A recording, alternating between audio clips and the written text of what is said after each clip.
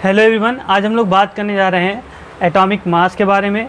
और हमने क्या बात कर ली थी, ये हमारा चला था some basic concepts of chemistry, और some basic concepts of chemistry में हमने बात कर ली थी मैटर की। और मैटर को हमने डिवाइड करा था कि फिजिकली स्टेट के आधार पर हमने डिवाइड करा था उसको कि या तो वो हो सकता है सॉलिड, लिक्विड या गैस। फिर हमने बताया था केमिकली बेस पर बताया था कि या तो मिक्सचर हो सकता है या फिर हमारा क्या हो सकता है प्योर। और मिक्सचर को हमने बताया था होमोजेनियस या हेटेरोजेनियस हो सकता है, और प्योर को बताया था या तो एलिमेंट होगा या फिर कंपाउंड होगा। आज हम लोग बात करेंगे किसके बारे में, आज हम बात करने जा रहे हैं एटॉमिक मास के बारे में। तो एटॉमिक मास देखिए क्या होता है एटॉमिक मास। तो जब शुरुआत में हम देखें कि शुरुआत में जब इतनी ज़्यादा हमारे पास क्या थी, टेक्निक डेवलप नहीं थी, तब हम क्या करते थे, तब हमने रिलेटिव मास लेना चालू करा। यानी अगर मान लीजिए एक जगह पे कई सारे लोग खड़े हों और आपको किसी की हाइट पता नहीं है, नहीं आपके पास कोई मेजरमेंट है जिससे आप उसको नाप सकें, तो आप क्या करेंगे, किसी एक की हाइट को आप मान लेंगे और बाकी सबको उसके कंपेरिजन में क्या कर देंगे, बता देंगे उसकी हाइट कितनी है। ठीक, तो ऐसे ही करा गया कि हाइड्रोजन जो कि सबसे लाइटेस्ट एलिमेंट उस समय मौजूद था, होता भी है, ठीक है। और हाइड्रोजन जो था उसको हमने क्या माना, उसको हमने एटॉमिक मास दे दिया हमने ऐसे मानकर एक, और बाकी सबको उसके कंपैरिजन में हमने कर दिया, मेजर कर लिया कि बाकी सब उससे कितने हैवी है। लेकिन बाद में देखा गया कि जो हाइड्रोजन था, अगर हम हाइड्रोजन को ले रहे हैं हम लोग स्टैंडर्ड, तो क्या हो रहा था, जो हमें मास मिल रहे थे वो क्या हो रहे थे, बहुत ज़्यादा फ्रैक्शन में मिल रहे थे। तो हमने क्या डिसाइड करा, हमने ऑक्सीजन लिया, ऑक्सीजन 16 लिया। उस ऑक्सीजन 16 क्यों लिया, क्योंकि ये ऑक्सीजन जो था बहुत ज़्यादा रिएक्टिव था, और बहुत ज़्यादा रिएक्टिव होने के साथ साथ क्या था, हमें जो मास मिल रहे थे वो ज़्यादा फ्रैक्शन में नहीं थे। लेकिन अब जो हम लोग स्टैंडर्ड यूज़ करते हैं वो कौन यूज़ करते हैं, कार्बन 12 एटम। तो अब हम किसी के एटॉमिक मास को बताने के लिए कार्बन 12 एटम का यूज़ करते हैं। तो कार्बन 12 एटम को क्या बताया गया कि किसी का अगर हमको एटॉमिक मास लेना है, तो मास ऑफ एनी एटॉमिक मास अगर हमको लेना है किसी का एटॉमिक मास, तो क्या हो जाएगा, mass of atom, mass of an atom of that element, उस एलिमेंट के एक एटम का mass of that element upon 1/12 into mass of carbon 12 atom. तो हम इससे क्या करते हैं, हम लोग एटॉमिक मास निकालने के लिए हम लोग कार्बन 12 का यूज़ करने लगे। लेकिन अभी क्या पड़ी हमको ज़रूरत, यूनिट की। किसकी ज़रूरत पड़ी, यूनिट की। तो हमारे लिए यूनिट रखी गई कौन सी, AMU। इसका मतलब है एटॉमिक मास यूनिट। कौन सी यूनिट रखी गई, एटॉमिक मास यूनिट। तो अब हमको इसको डिफ़ाइन भी करना था। तो एटॉमिक मास यूनिट को ऐसे डिफ़ाइन करा गया कि जो एक MU होगा वो किसके इक्वल होगा, वो होगा 1/12 into mass of A carbon 12 atom. बताया जाने लगा कि जो 1 MU होगा वो किसके इक्वल होगा, 1/12 into mass of A carbon atom. अब हमें पता होना चाहिए mass of A carbon atom क्या है, कार्बन एटम का मास कितना होता है, तो उसके लिए हमें निकालना पड़ेगा। तो हम क्या जानते हैं कि 1 मोल इक्वल टू कितने कार्बन होते हैं, तो 1 मोल में कितना था, 6.023 10 की पावर 23। ठीक है, इतने एटम होंगे 1 मोल में कार्बन के, या 1 मोल ऐसे मान ले, 1 मोल मास ऑफ 1 मोल कार्बन 12 का कितना होगा, 12 ग्राम। ठीक है, और 1 मोल में कितने एटम होंगे इसके, तो 1 मोल में एटम होंगे, यानी ये कितने हैं, मास ऑफ 1 मोल में एटम होंगे 6.023 10 की पावर 23 कार्बन 12 एटम। इनका मास कितना हो जाएगा, 12 ग्राम। तो अगर हम लोग 1 एटम का मास निकालें, तो 1 एटम को यहीं रखिए, ये पूरी वैल्यू कहाँ चली जाएगी, नीचे।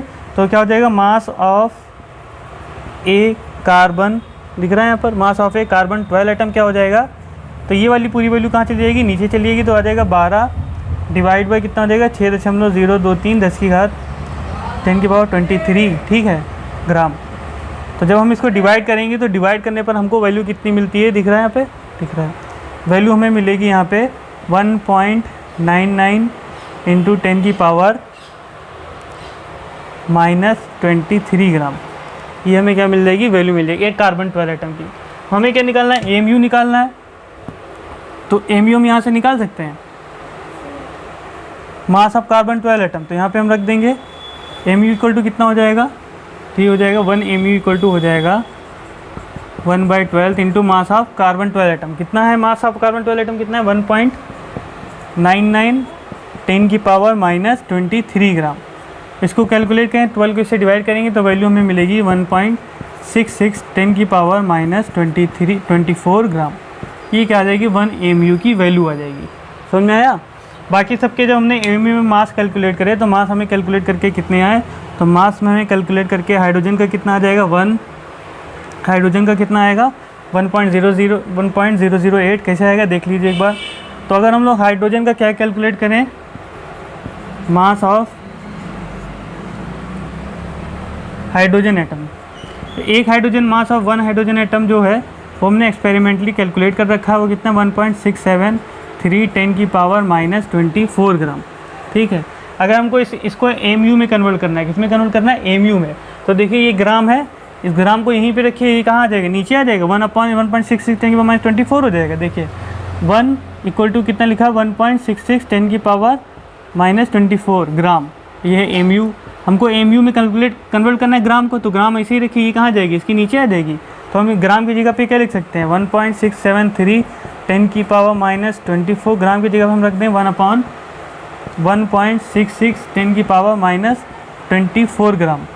ठीक, जब आप इसको कैलकुलेट करेंगे तो वैल्यू आएगी 1.008 AMU। ये क्या हो जाएगी हमारी, सॉरी यहाँ पे क्या होगा, ये AMU होगा।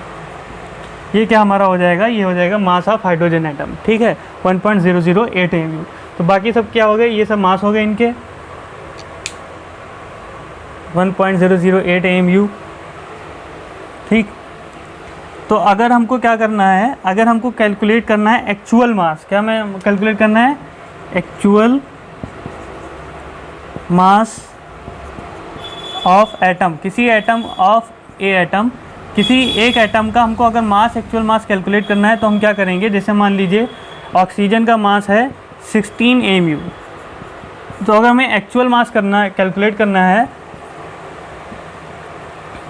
मान लीजिए ऑक्सीजन कैलकुलेट करने हैं, एटम ऑफ ऑक्सीजन, तो क्या हो जाएगा, ये होता है 16 AMU। हम AMU की जगह पे क्या पुट कर देंगे, ये वैल्यू पुट कर देंगे 1.66 10 की पावर -24 ग्राम। तो हमें क्या मिल जाएगा, ये मिल जाएगा हमको एक्चुअल मास। क्या मिल जाएगा हमको, ये एक्चुअल मास। अभी आगे इसको रखिएगा, ध्यान रखिएगा, इसको अभी हम आगे बात करेंगे इसके बारे में। तो क्या हुआ इसके बाद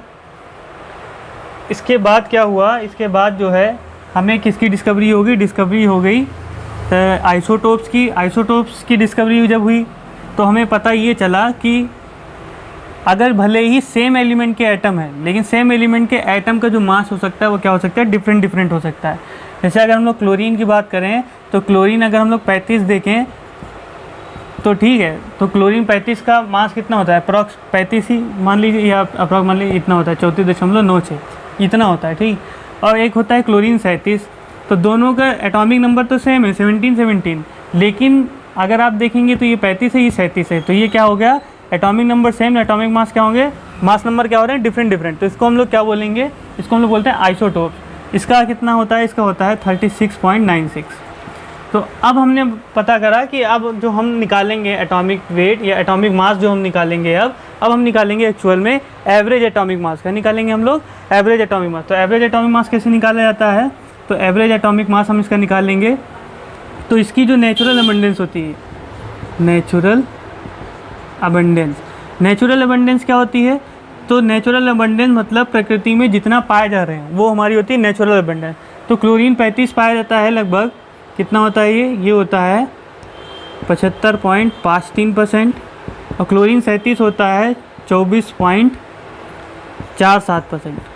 ठीक, तो अब हम देखिए एवरेज एटॉमिक मास कैसे निकालेंगे, तो हम लिखेंगे एवरेज एटॉमिक मास। ठीक, तो एवरेज एटॉमिक मास कितना निकालेंगे, कैसे निकालेंगे, तो ये परसेंटेज में दिया है। तो नेचुरल अबंडेंस कितनी 75.53 परसेंटेज दिया, 100 से डिवाइड कर देंगे, मल्टीप्लाई, और इसका मास कितना होता है 34.96, तो 34.96 से क्या कर देंगे मल्टीप्लाई प्लस। ठीक, अब क्लोरीन 37 का कितना नेचुरल अबंडेंस 24 कितना दिया हुआ 24.47, तो ये हो जाएगा हमारा, यहाँ पे दिख रहा है ना, यहाँ कितना हो जाएगा 24.47 डिवाइड बाई 100 और मल्टीप्लाई कर देंगे इसके मास से। इसका मास कितना है 36.96 निकालेंगे, तो निकालने पर हमें वैल्यू मिलेगी 35.46। ये क्या हो जाएगा, वो 35.5 क्या होता है क्लोरीन का एवरेज एटॉमिक मास। इसी तरीके से अगर आपसे कोई हाइड्रोजन का पूछ ले, या हाइड्रोजन या कार्बन 12 देख ले, कार्बन 12 के 3 होते हैं, कार्बन 12, कार्बन 13, 14, इसकी नेचुरल अबंडेंस होती है 98.89%, इसकी होती है कार्बन 13 की होती है 1.1 अप्रॉक्स में, इसकी होती है 2 × 10⁻⁻10।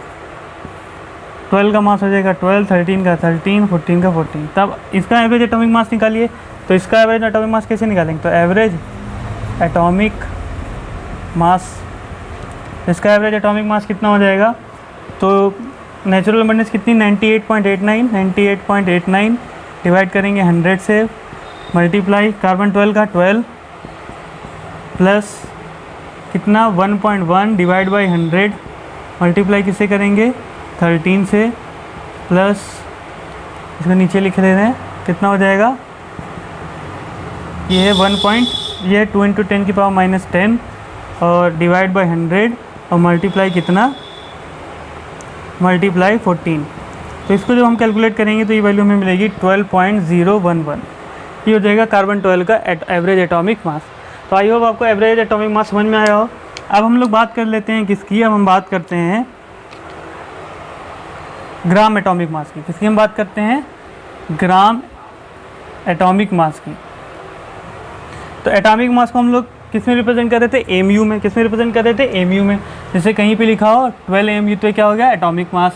Average atomic actual atomic mass अगर हमको देखना है तो एक्चुअल एटॉमिक मास हम क्या करेंगे, एक्चुअल एटॉमिक मास के लिए हम क्या कर देंगे, इसको एमयू की जो वैल्यू होती है उससे क्या कर देंगे मल्टीप्लाई। तो 12 × 1.66 10⁻⁻24 ग्राम। ठीक है, अब देखिए तो क्या होता है ग्राम एटॉमिक मास। या ग्राम एटॉमिक मास से पहले देख लीजिए, चलिए ठीक है, ग्राम एटॉमिक मास। तो ग्राम एटॉमिक मास क्या होता है, तो अगर ग्राम एटॉमिक मास क्या है, अगर हम क्या करें, अगर हम लोग यही जो मास हमारा एटॉमिक मास निकला है, इस एटॉमिक मास को अगर हम लोग निकालें किसमें, ग्राम में निकालें, किसी एक एटम के लिए ग्राम में वैल्यू निकालें, तो वो हमारा क्या कहलाएगा, ग्राम एटॉमिक मास। क्या कहलाएगा हमारा, ग्राम एटॉमिक मास। तो इसकी डेफिनेशन बन जाती है atomic mass of any element, atomic mass of any element in gram is known as, क्या बोला जाएगा, हम इसको बोलेंगे ग्राम एटॉमिक मास। तो देखिए कैसे निकालेंगे। लेकिन ग्राम एटॉमिक मास क्या कहता है कि जो भी कितने भी एलिमेंट होते हैं, for elements all gram atomic mass contain similar या same number of atoms, same number of atoms. ये बताता है कि जितने भी हमारे ग्राम एटॉमिक मास होते हैं, जिनका भी हम ग्राम एटॉमिक मास निकालेंगे तो उनमें क्या होते हैं, contain same number of atom. उसमें जो नंबर ऑफ एटम होते हैं वो क्या होते हैं, सेम। और वो नंबर ऑफ एटम्स क्या होते हैं, उन नंबर ऑफ एटम्स को हम लोग क्या बोलते हैं, अवोगाद्रोस नंबर। क्या बोलते हैं हम लोग इसको, अवोगाद्रोस नंबर बोलते हैं। ये क्या होती है, ये होती है हम जानते हैं 6.023 10⁻23। यानी किसी भी अगर जब हम ग्राम एटॉमिक मास निकालेंगे तो उनमें सभी में नंबर कितना आएगा, 6.023 10⁻23 आना ही आना है। समझ में आ रहा है, 6.023 10⁻23 आना ही आना है, यानी सब में ये मौजूद होगा। तो अगर मान लीजिए हम निकाल रहे हैं इसका मास निकाल रहे हैं, जैसे मान लीजिए हम ऑक्सीजन का निकाल रहे हैं, फॉर ऑक्सीजन, ऑक्सीजन के लिए ग्राम एटॉमिक मास हम लोग अगर निकाल लें तो हम जानते हैं ऑक्सीजन का एटॉमिक मास कितना होता है। तो इसका एटॉमिक मास कितना होता है, इसका एटॉमिक मास हो जाएगा 16 mu। कितना हो जाएगा, 16 mu। ठीक, और हम क्या निकालने जा रहे हैं, हम निकालने जा रहे हैं ग्राम एटॉमिक मास। तो ग्राम एटॉमिक मास कितना हो जाएगा, तो देखिए 16 mu को हम ग्राम में बदल दें तो कितना हो जाएगा, किससे मल्टीप्लाई कर देंगे, 1.66 10⁻⁻24 ग्राम से। लेकिन अभी ये कितने हैं, अभी इसके अंदर हमने एटम नहीं लिखे, ये हमने लिखा एक एटम। क्या लिखा हमने, एक एटम का मास।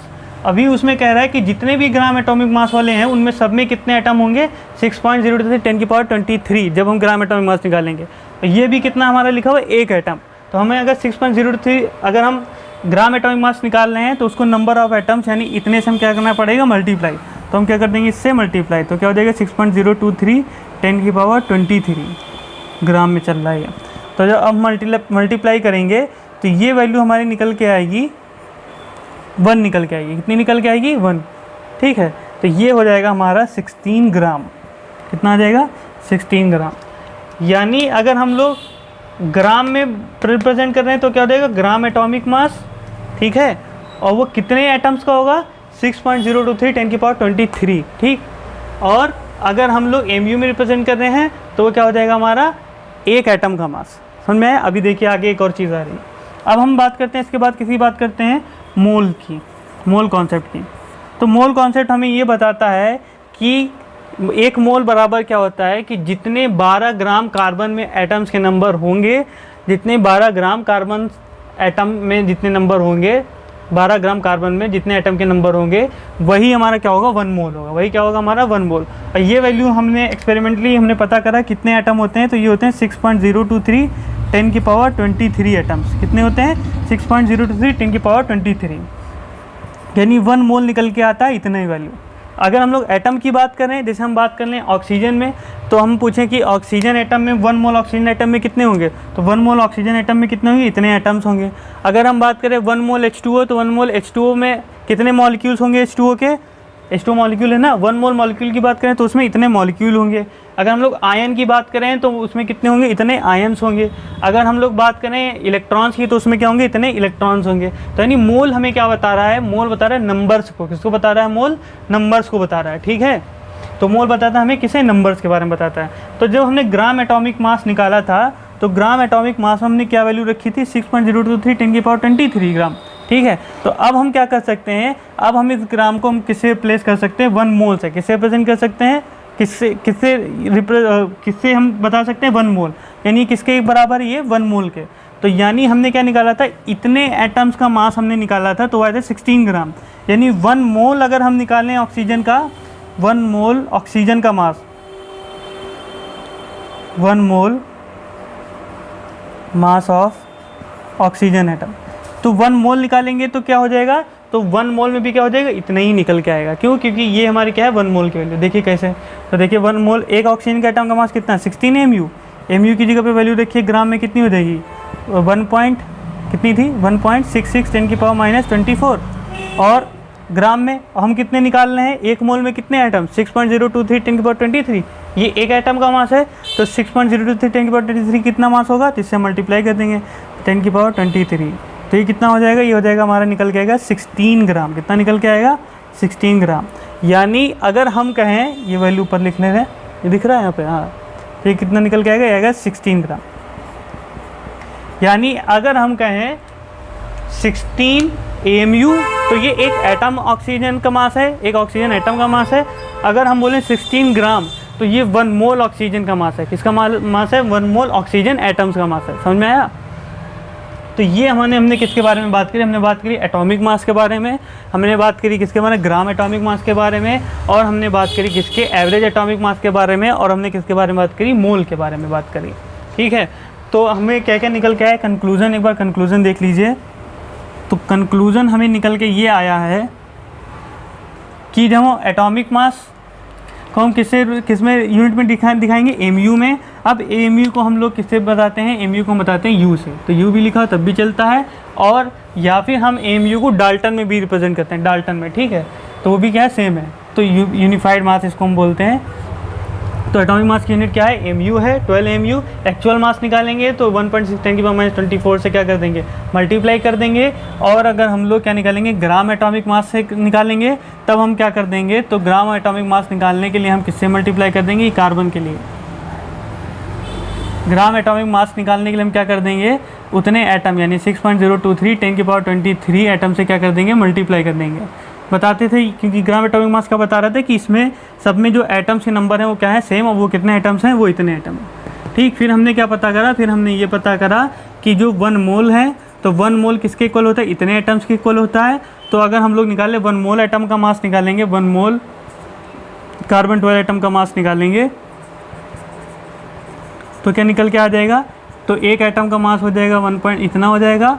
1 मोल के लिए फिर से हम क्या करेंगे 6.023 10 की पावर 23 से क्या कर देंगे हम लोग मल्टीप्लाई कर देंगे, तो निकल के आ जाएगा 1 मोल का मास।